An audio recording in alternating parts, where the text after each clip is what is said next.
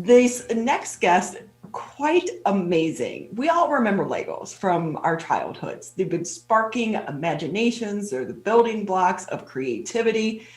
But our next guest is taking it to a whole new level. These are amazing. With us now on the MegaCast, Dr. Aaron Liepman. He's the Lego Brickmaniac. Thank you for being with us. Thank you for the invitation. I'm happy to share about my Legos. These are incredible. I was on your website. How do you come up with the designs and how long does it take you? So they're progressively taking longer as I learn more and kind of dive deeper. So it started innocently enough with a mosaic that I wanted to make for my brother-in-law for his birthday. And so that was about 8 years ago. And he was a big fan of the Hulk. So I made a Lego Hulk Lego mosaic. So Lego mosaics are, a lot of people think about building with Lego in 3D. So we build cars and houses and all kinds of cool creations, lots of sets and stuff. These are more 2D based, where I'm using the blocks basically as pixels. And so I'm creating really elaborate mosaics using different color bricks. So, it started as maybe 10 hours for a piece, and now, the current piece that I'm building, probably 150 hours. That is amazing. But can we back up in this conversation for just a second? You started this like 7 years ago, but were you a Lego kid like when you were 4, 5, 6 years old? Yeah, so we had Legos. I think we got a bucket of bricks at a flea market or something, and just would build and tear down and rebuild. And it was pretty standard back when I was a kid. We had just some pretty basic pieces, and would build houses and cars, and we didn't have a lot of sets. So just kind of full creativity of whatever we wanted. So my brother and I would build from that bucket. And so now you are the Lego maniac. How do you come up with the designs? Brickmaniac. I The can't. brick maniac. Lego Maniac or the Lego legal team will come from me. So Right. watch So out. you have to separate that. But how do you come up with the designs and what you're going to do next? Or is it sparked out of trying to design something for someone you know? Yeah, so it's been mostly that so far. I've built, I think, about 20 of them so far, and many of them have been gifts for friends and relatives. Um, so I have also, I built one for Mott Children's Hospital, so I can show you that one. That's Spider-Man over here.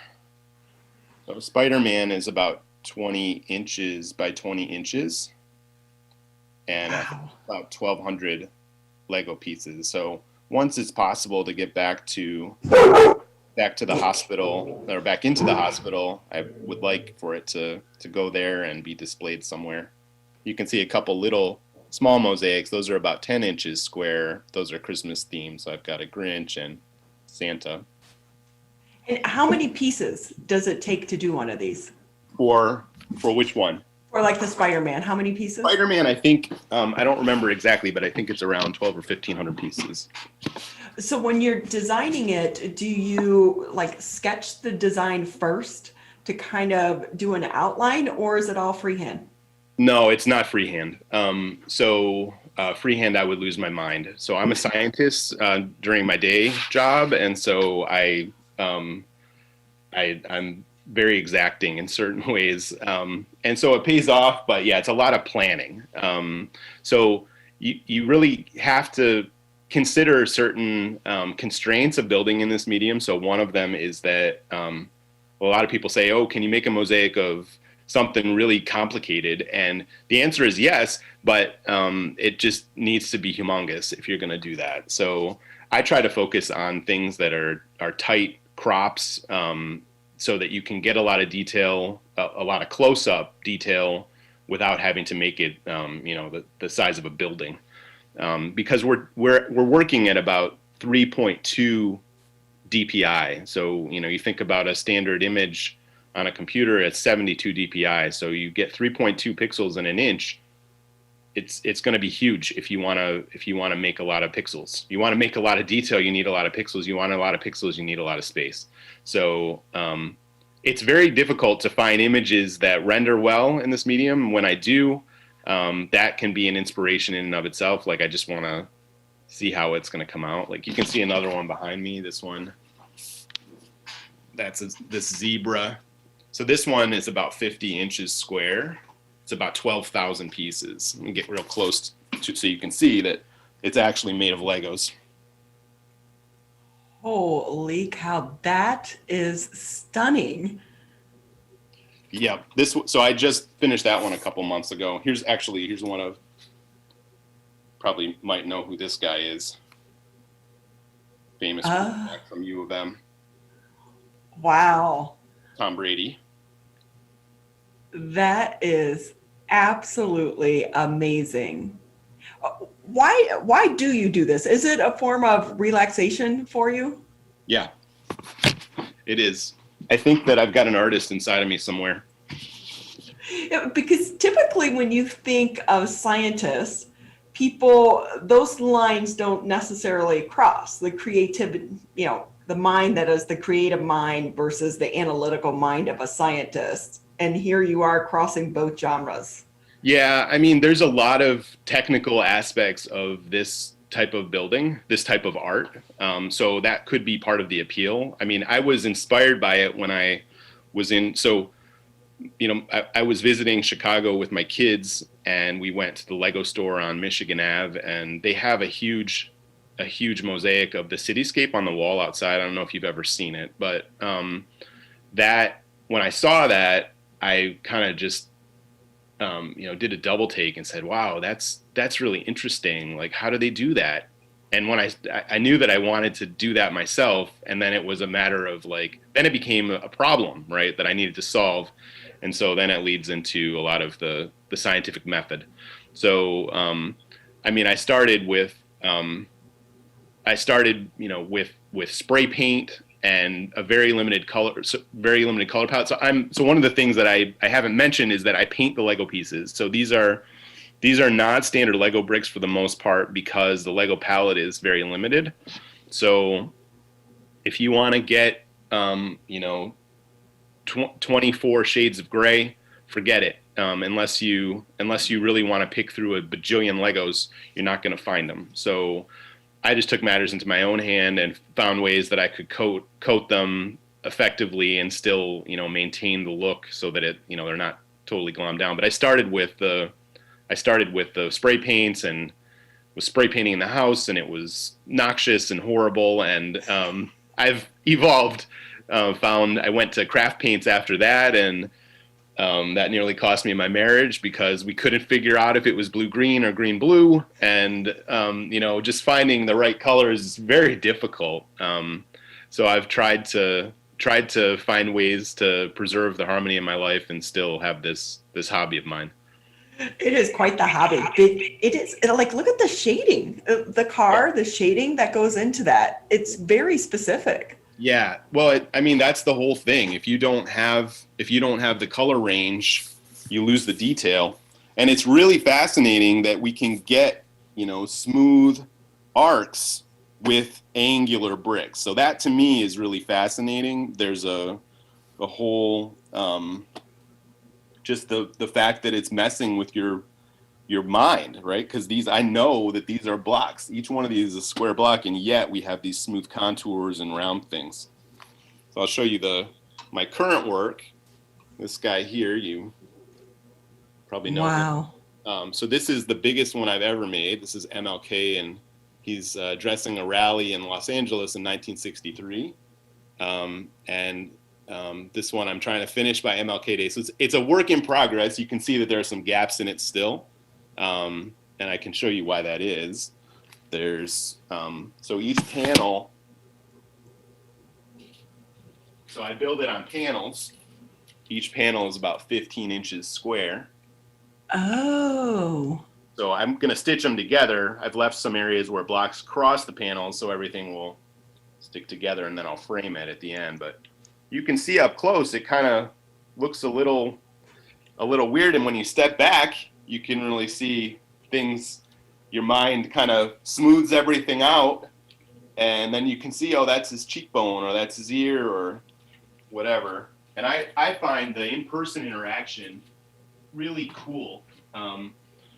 There was a Lego exhibition in the Ann Arbor area. I think it was February of 2020, called the Brick Bash, and I had displayed another piece of an owl that's up in my son's room, but that one I displayed it, and people were kind of walking by it, and then they wouldn't really pay attention, and then they got about 15 feet away from it, and their eyes just got wide, and they just stopped and just couldn't believe it, because it looked like feathers. I mean, just really soft, and it's just amazing how things like that happen. So I find it fascinating. I think that's part of my motivation, is just like, what can you make next?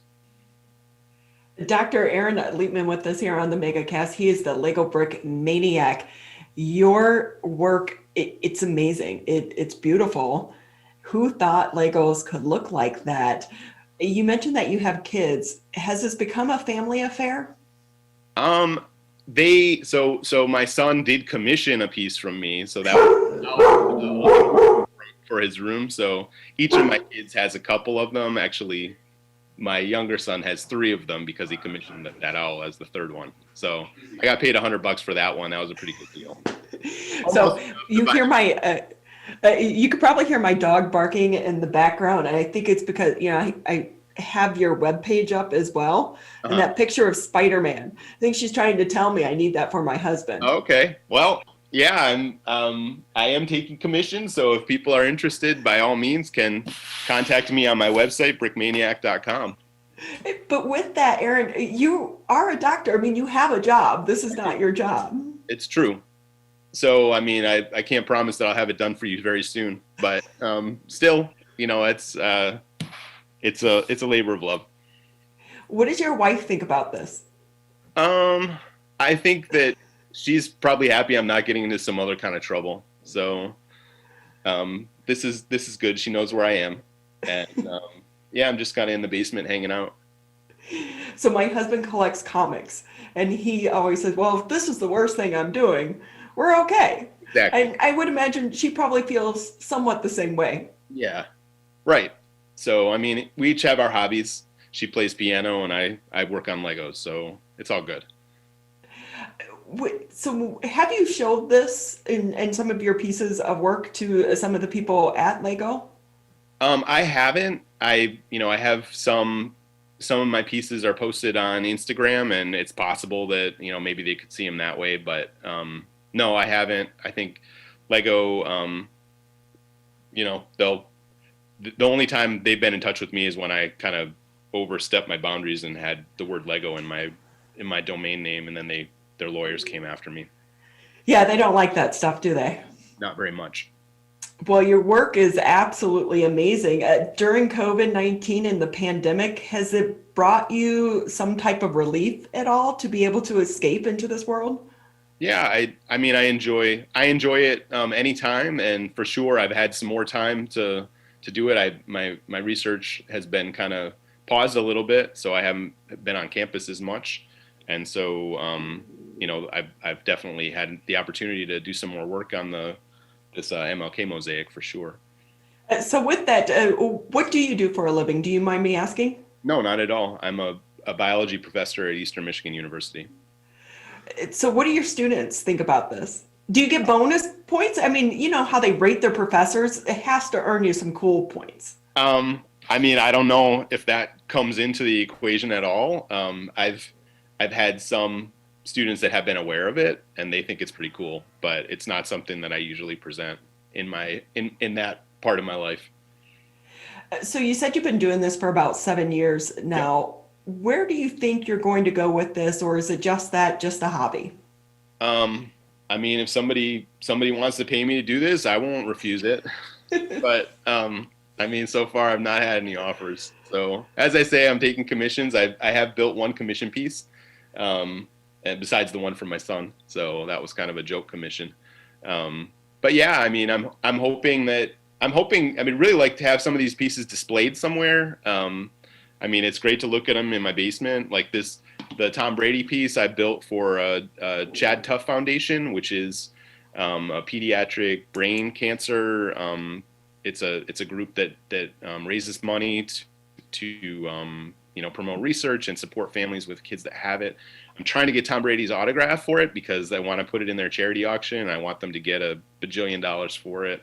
But I've been striking out. So if anybody in your audience can connect me with somebody who can connect me with Tom Brady, I'm just asking for 3 seconds of his time. That'd be great. This MLK piece, I would love for it to go someplace where people can freely see it.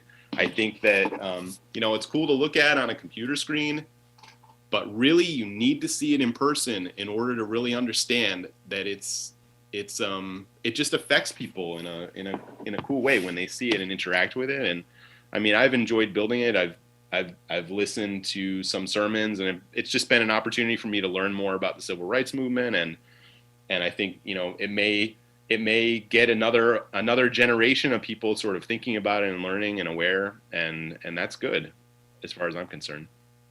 It really is astounding, and I'm only looking at it through a computer screen, so it must be incredible to see in person. Again, Aaron, where can people find out more or be able to see some of your other work as well?